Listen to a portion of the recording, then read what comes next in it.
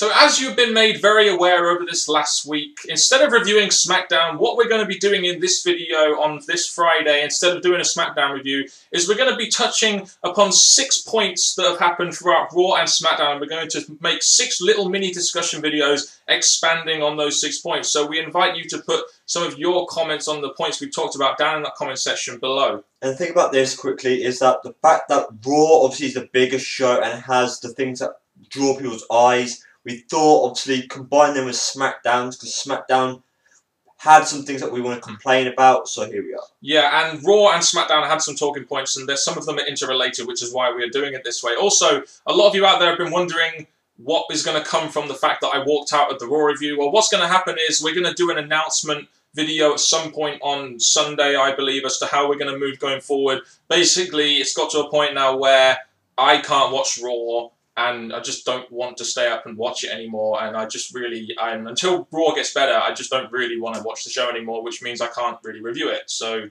and the thing about that is, just briefly, I'll probably say more on Sunday, but the fact that with the British Fist, we're reunited, we're going to be doing a future longish term, short term, however we decide, different idea. Yeah, so you'll hear more about that on Sunday, but for now, we're going to be focusing on some of the main talking points of Raw and SmackDown. Considering WWE has put a lot of emphasis on the tag team division lately, one thing that really stood out from me from looking at Raw and looking at the SmackDown spoilers is that they have a lot of their tag teams being beat by one guy. You had Carly beating Epico and Primo on Raw. You had Ryback beating Darren Young and then beating Titus O'Neil when he comes into the ring. You then had a Big Show defeating the tag team champions. I guess my question here is, why are they making tag teams lose to one guy? And the thing I've noticed about these 3 matches is there's always a bigger guy. Like Big Show, you do represent dominating the tag team, so they're always using him to just come into the ring, chokeslam everyone, lay them all out. Ryback, again, he's going against local jobbers, then WWE tag teams.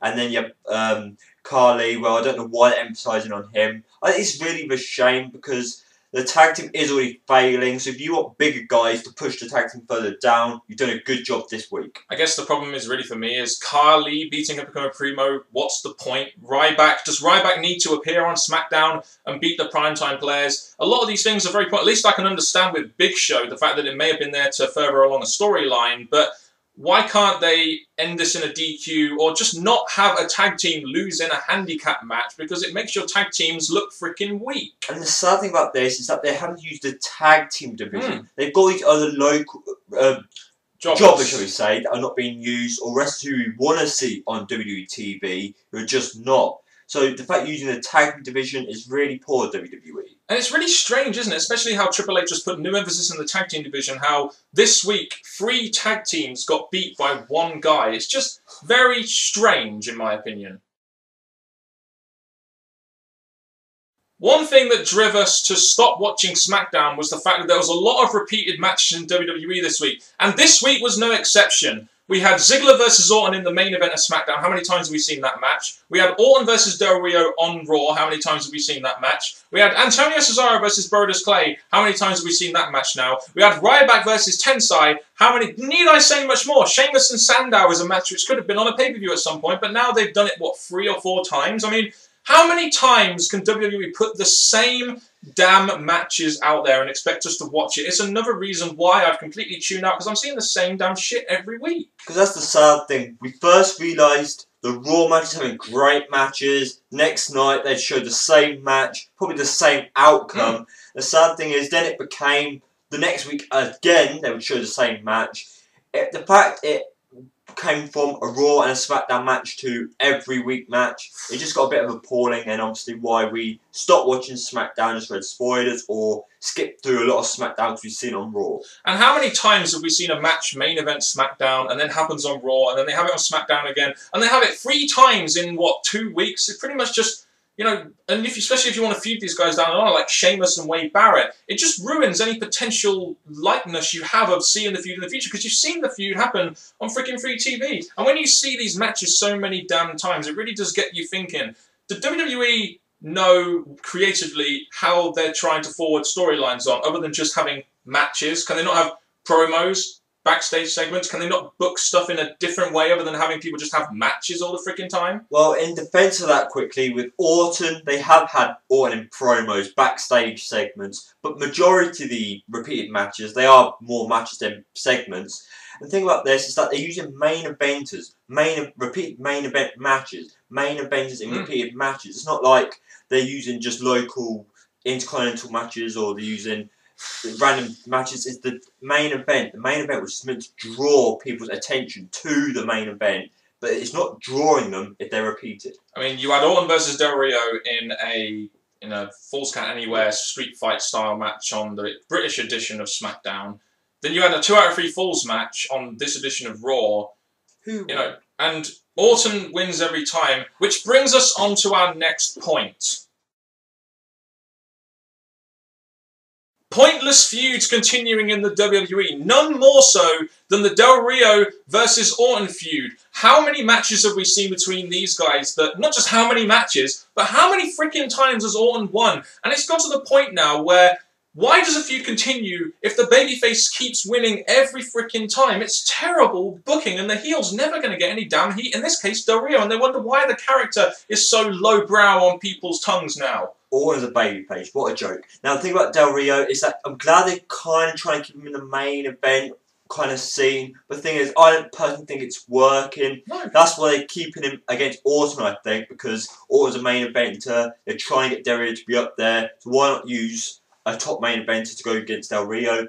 But it comes to a point where the matches have had so many times now, and eventually they've not worked. So not only are we getting repeated matches between the two, making any potential pay-per-view blow-off just seem stupid, Orton has won all the time. He won that Falls Count Anywhere match. He eliminated Del Rio from Survivor Series. He won the 2 out of 3 Falls match. He's won many matches as well. And it seems like every segment they do is booked the same way. You had Dolph Ziggler versus Randy Orton on this show, not just a repeated match, but you had Del Rio come out and interfere. Can they not do it in a different way? You know, Del Rio comes out and interferes in the main event. This feud continues. Why? I mean, if we're going to get a blow-off at TLC, do you really care? Pointless feud continuing. That's very true. I don't agree with this feud continuing. Yes, they may not have anyone else for these two to feud against, but that is also the fact we mentioned in previous videos. The roster's weakish, so we can't really put Orton against anyone else at the moment. We can't put Del Rio against anyone else, so we're stuck with this. Another pointless feud that's continuing is the US Championship feud between R-Truth and Antonio Cesaro. Now, we saw in this edition of SmackDown via the spoilers that R-Truth got a victory over Antonio Cesaro, meaning that he's probably going to get a title shot down the line. But my question is,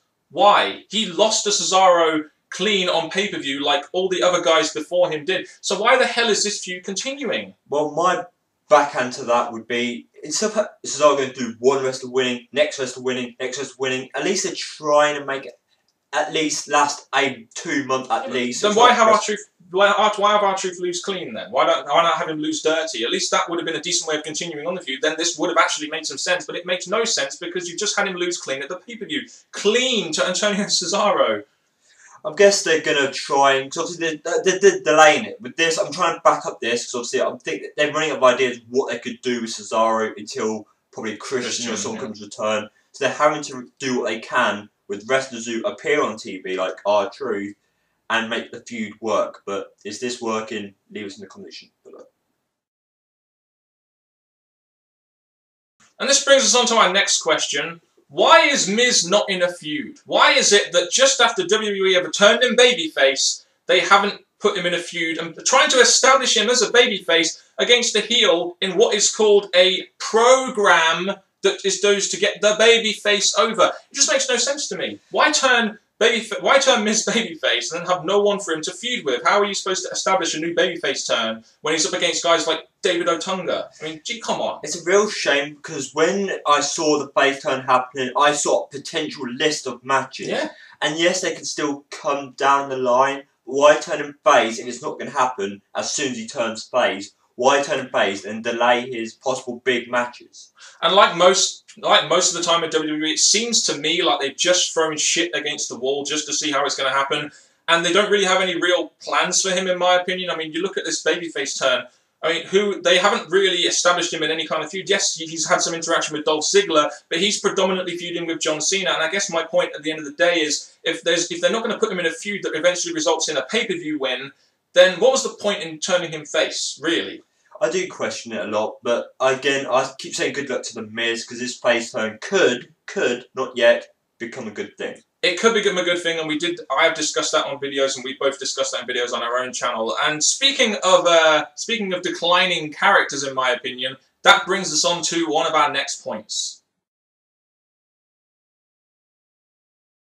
What the fuck ever happened to Wade Barrett? Remember when he came back and he had all these video packages and he came back saying, if I don't get a World Heavyweight Championship shot, that is going to be an absolute joke and I laugh at it. Yet this week on SmackDown, he cuts a promo on Kofi Kingston saying that, oh, he's going to be the new Intercontinental Champion. Talk about a character that went from there and is now down to here, in my opinion. Well, with Wade Barrett from day one, I've always liked him. I've seen great stuff in him. The Nexus thing was good. New Nexus Air, Core Air. But with Wade Barrett, especially the video promos returning, I said, right, this is a character that is finally going to go into the main event. And the fact is, since he's returned, he had that stupid random return, and then he had the build-up of nothing. Yep. Now he's got no ideas for him, so we're going to throw him into the Intercontinental title scene when he should be SmackDown's next World Heavyweight Champion. Another example of WWE throwing shit against the wall and having no long-term plan. Do you really want me to back up this point with facts? I mean, look at the fact that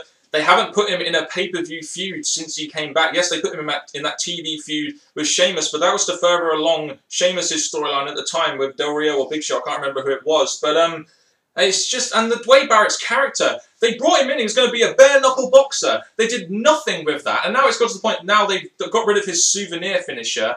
And like it just seems like Wade Barrett's character is all over the place now. And what the fuck is he supposed to be? The sad thing is, before this Intercontinental title thing, he was facing Orton, beating Orton. Yes, to continue the Del Rio feud, but he was against a main eventer. Now he's gone from Orton down to Kofi, and my favourite wrestler since the newcomers have came in is now going nowhere. Another example of WWE actually taking a newer guy and really not making him seem like a star, which is one of the things we're going to be talking about next when we talk about the NXT invasion angle. I guess my question for the WWE right now, and you guys out there, is, are WWE going to do this NXT invasion right, where you have these free talents coming through? Is this actually going to make them into credible guys on the roster? Or is this just going to end up being another Nexus angle where it's good for a couple of months and then it just goes from there to there and then doesn't really do anything to establish anyone? Case in point here, Wade Barrett. Look where Wade Barrett is after the Nexus angle finished. He was supposed to be a main event player for WWE. Now look where he is. Can you see where I'm coming from here with this NXT invasion angle and why I'm a little bit sceptical? Even though we have our doubts with the NXT thing, one, it was a big surprise to the pay-per-view. Two, it's something that's going to continue for the next few weeks. So at the minute, I see WWE coming up with this idea. It just depends on how long-term this is going to be, and what the final, not the build-up, but the final outcome is going to be. And it's very important, guys. We can't just look at this as internet nerds and say, oh, it's Dean Ambrose, oh, it's Seth Rollins, oh my god, these guys have deserved a title, have deserved a shot on the roster for such a long time. Oh my god, this is going to be awesome. No, we can't look at it like that, guys. You have to look at it logically. WWE have given us a history of failing with these kind of storylines. They did it with the Summer of Punk. They did it with the Nexus angle. So why should I have any faith, especially against Ryback, who's going to be one of their top faces down the line, why would I have any faith that WWE are going to book this NXT invasion right based off history? My bit of faith in this, though, is that they're signing them with Punk, signing them with Heyman, so the fact is that Ryback could destroy them. If they continue with Heyman, if they continue with Punk, they could be the ones to keep them relevant or keep them growing. And didn't you also find it funny that on the day they celebrated CM Punk's year-long title reign, that he was still somewhat overshadowed by rookies, and not to mention the fact that it's now been a year, and this will be a topic for a later video. He doesn't really seem like a top star for WWE, despite the fact that he's had a year-long title run.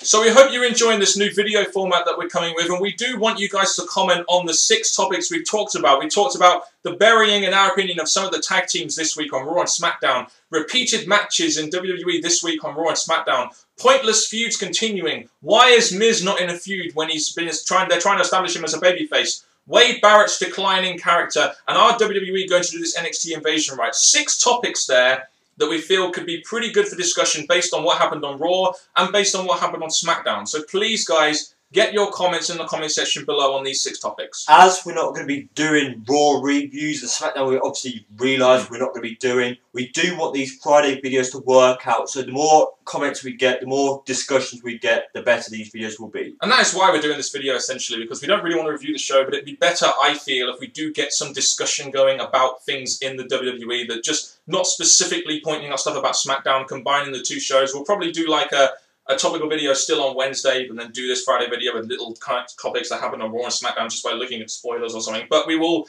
say more about that, what we're going to do with regards to the Raw review not being there anymore. We'll give you more information on that in a future video this weekend, just so you guys know exactly what is going to be going on with the channel. As one of the things I do like to give to you guys is some kind of schedule so you know when we're going to be doing stuff. So in all honesty, I hope you enjoyed this video, because this video, we chose the main talking points of this video, had a discussion. Now we want to hear what your thoughts are. Indeed. So thank you very much for watching this video, and I will pass you over to NJ for an outro. Let's go! From Mr. Parkin and me, NJ, thank you very much for watching, and please continue to support the British Fist. And until next time, YouTubers, goodbye!